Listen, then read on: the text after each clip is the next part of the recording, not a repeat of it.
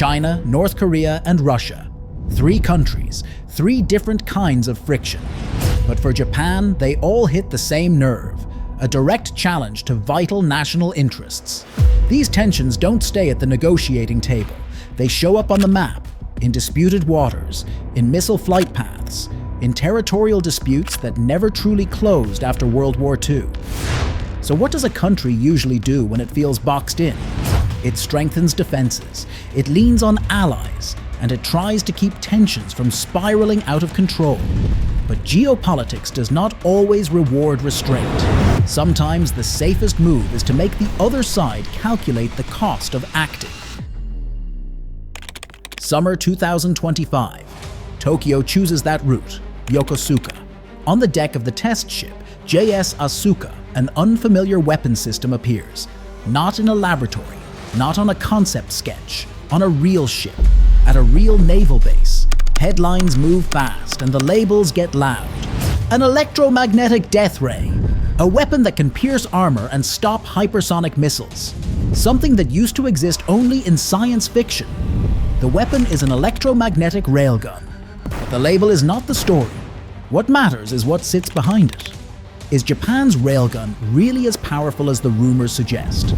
And if this is the technological path forward, why did the United States, once far ahead, pause its own program?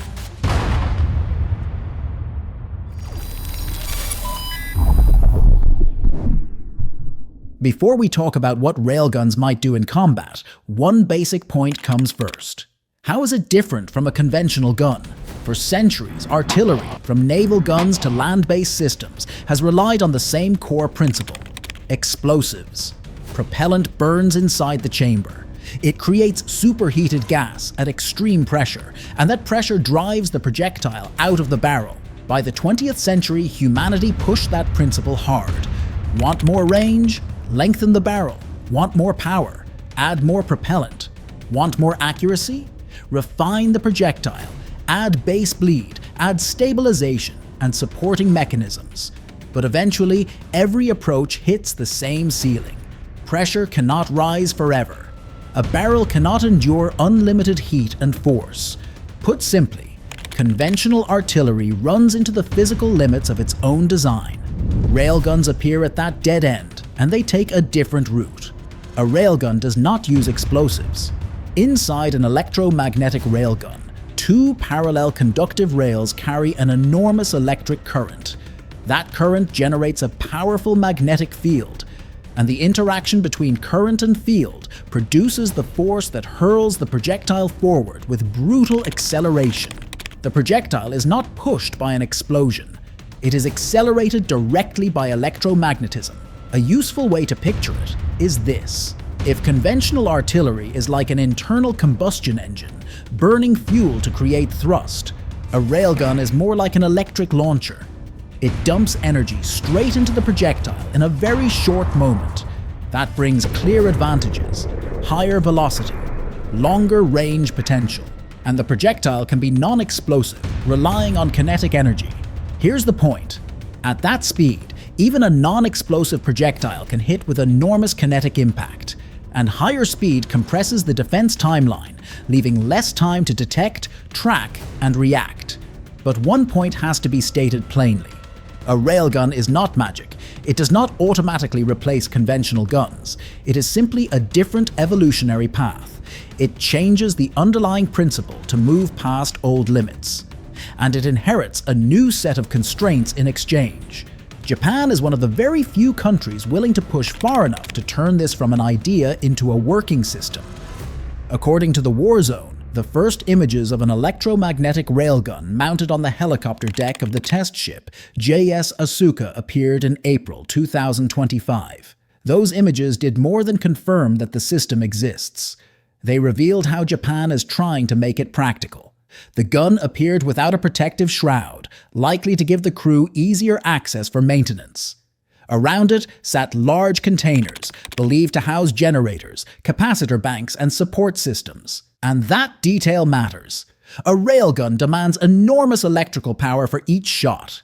If the power supply, storage, and discharge equipment stays too bulky, it limits where the weapon can ever go. That is why ATLA, Japan's Acquisition, Technology and Logistics Agency, prioritized something that sounds almost backward: reducing the energy required per shot. Less energy means fewer and smaller support systems, and that is a prerequisite for mounting the weapon on a true warship later, where space is far tighter than on a test platform. So the implication is clear. Japan is no longer treating this like a lab demonstration. They are treating it like a shipboard weapon system that has to fit, operate, and be serviced at sea. On performance, ATLA has stated that its experimental railgun can fire projectiles at speeds up to Mach 6.5, with roughly 5 megajoules of energy per shot. These are not theoretical figures. They are parameters demonstrated through testing. In operational terms, that means the program has moved past "can it work at all?" and into "can it work reliably, repeatedly, and at useful power levels?" ATLA's next target is 20 megajoules. That is the step aimed at sharply increasing range and lethality. But the hardest challenge runs alongside every performance goal: barrel and rail durability. Each shot subjects the system to extreme conditions, accelerations on the order of tens of thousands of G severe heat, massive electrical currents. ATLA is working to push barrel life to around 120 shots before replacement. That may sound low, but in railgun terms, it represents a meaningful improvement. And durability is not a side issue. A weapon that cannot sustain fire without frequent maintenance is a weapon that cannot be trusted in a high-tempo fight. Sustained capability is what separates a demo from a deployable system. On September 10, 2025, ATLA confirmed this. During June and July, the Japan Maritime Self-Defense Force conducted live firing at sea from JS Asuka, including long-range shots and successful hits against a surface target. And the location matters. Firing at sea is always harder than firing on land. Vibration, corrosion, and tight spaces amplify every risk, and safety requirements multiply fast aboard a ship. From that point on, Japan's railgun was no longer just a future concept. It became a system tested in conditions closer to real operational use. But the most revealing detail is not Mach or megajoules. It is how Tokyo talks about the project. Japan is not claiming the railgun will replace naval guns. They are not branding it as a game changer. They frame it as a platform undergoing serious, methodical testing. And that cautious framing leads directly to the next question. If Japan is moving forward step by step, why did the United States, once far ahead, choose to stop? There is a common misconception that Japan is the pioneer and the United States is only watching. The reality is the opposite. The United States was the leader in railgun development, and for years it was far ahead. As early as the 1980s, serious debates inside the US Navy focused on the future of naval gunfire. One camp argued that naval warfare had entered the missile era. Major engagements would be decided at long range. Naval guns, symbols of classic sea combat, were steadily losing their place. But the opposing view pushed a hard reality. A fleet does not only fight another fleet. Warships still need guns for amphibious fire support, suppressing small targets, countering asymmetric threats, and sustaining fire when expensive missiles are not practical or not advisable. Out of that tension, the US Navy reached a pragmatic compromise. Future warships would still need guns, but they had to fire faster, reach farther, cost less per shot, and remain flexible across multiple combat scenarios. In that context, the railgun looked like a near-perfect promise. In 2005, the Office of Naval Research and the Naval Surface Warfare Center formally launched a naval railgun program. BAE Systems won the development contract in 2007. By 2008, the first railgun was test-fired at the Dahlgren test range, kicking off large-scale experimentation. At its peak, this was not a symbolic project. Early tests used roughly 10 megajoules of energy, firing a 7-pound test projectile, with reported muzzle velocities up to Mach 7.4. Later phases pushed harder. A barrel roughly 33 feet long, test projectiles up to 44 pounds, pulse power systems reaching 32 megajoules, a theoretical range beyond 200 nautical miles, and a projected firing rate of 6 to 12 rounds per minute. Here is why those numbers mattered. They signaled a serious attempt to build a long-range gun concept that could deliver sustained effects at lower cost per shot than missiles. On paper, the economics looked compelling. Internal US Navy estimates suggested that generating 1 megajoule of muzzle energy with conventional guns cost around $10. With a railgun, the estimate was roughly 10 cents. In a prolonged fight, that difference is not abstract. Magazines run low, costs add up fast, and cheaper shots can change how long you can keep firing. The peak ambition was integration onto a Zumwalt-class destroyer, a platform built around an advanced integrated power system designed with future weapons in mind. At the time, many believed Zumwalt and Railgun were meant to go together. From the outside, everything looked aligned. Technology, budget, a suitable platform, and years of lead time over the rest of the world, which is exactly why the decision to halt the Railgun program felt like a shock. Why stop? Not because they could not build it, but because they reached a cold conclusion. Being able to build something does not mean it should be fielded. When the US Navy stepped back, many outsiders read it as a technological failure. The reasoning was more operational than that. The railgun was not weak. It simply did not fit how the United States fights wars. The first obstacle was durability. A railgun relies on 2 conductive rails. Each shot forces massive current through them. That generates the Lorentz force, and it also generates extreme heat, plasma, and violent erosion. In US testing, practical rail life amounted to only a few dozen shots before major maintenance or replacement. That might be tolerable in a laboratory. But for a Navy that deploys ships for long stretches, far from home ports, it becomes a mission-level risk.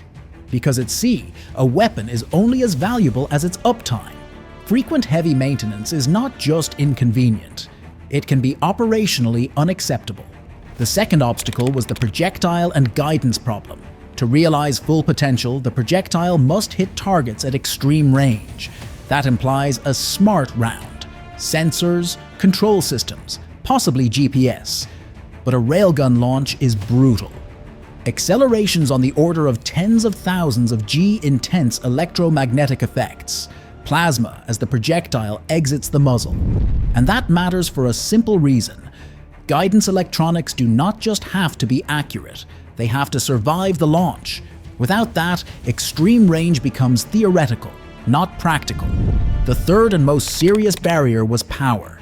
A railgun needs no propellant, but it demands enormous electrical current in milliseconds. Each shot can require millions of amperes, forcing a ship to generate, store, and release power with extreme precision. In theory, Zumwalt looked like the ideal host. In practice, balancing propulsion, radar, electronic warfare, lasers, and a railgun on one electrical system proved extraordinarily complex. And reliability is non-negotiable in war. A weapon that risks destabilizing the ship's own systems can be too expensive in a different way. All of this led to a practical conclusion. The railgun did not align with America's global expeditionary warfare model. Instead of redesigning fleets around it, the US Navy shifted toward alternatives that integrated more easily: close-in defensive lasers and hypersonic missiles. The story is not completely over. By 2025, General Atomics reintroduced the railgun concept with a modular approach, containerized pulse power and energy storage, aimed at the defense of Guam, and layered concepts like Golden Dome. General Atomics has claimed major bottlenecks, including rail durability, have been solved. But those remain contractor claims, not yet widely validated in operational service. Same technology, different conclusions. The United States saw limits that did not fit its model. Japan saw an opportunity that might fit its needs. Why does Japan keep pursuing railguns, even knowing the limits? The answer is not found only in laboratories.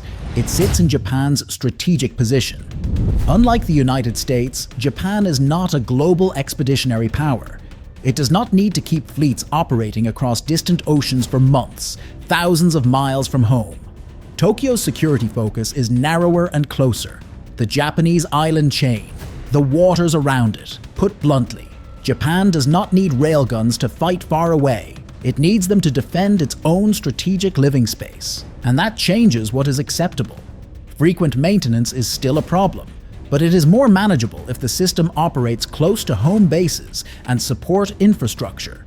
A bulky setup is also a problem, but it can be acceptable if the near-term goal is testing, learning, and expanding future options, not immediate mass deployment.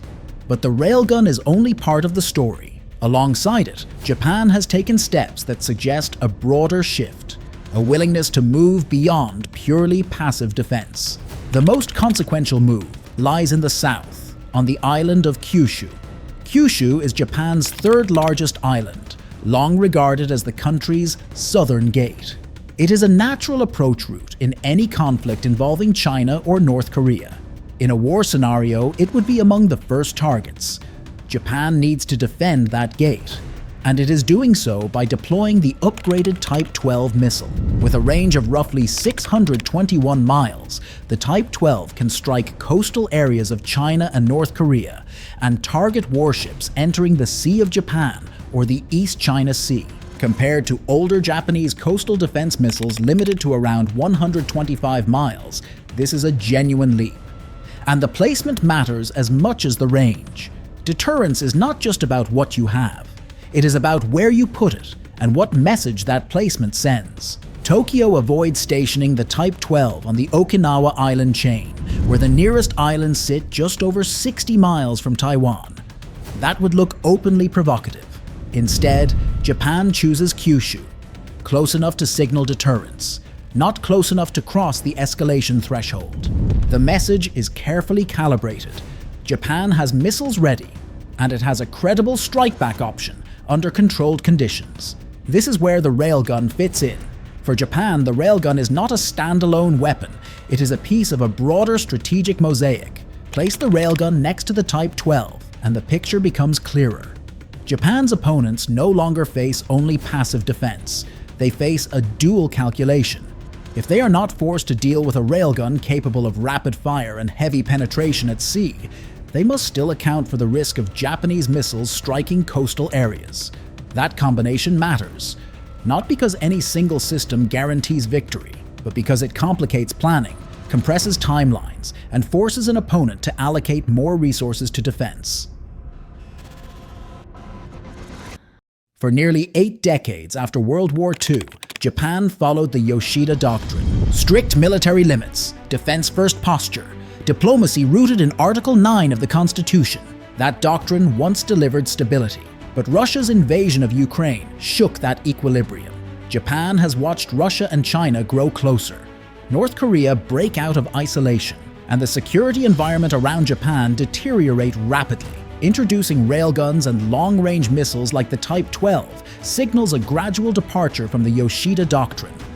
This shift is visible not only in weapons, but in policy. Tokyo is accelerating its path toward the 2% of GDP defense spending benchmark, a political red line for decades. So the railgun is not a declaration of imminent war. It is a declaration of expanded options, not a death ray. A calculated instrument of deterrence, not mature enough to change warfare, but serious enough to force opponents to plan around it. And once opponents are forced to plan around it, deterrence has already begun to shift. So the real question is not how powerful the railgun is. It is this: Japan has begun to change. How far is it willing to go in this new game?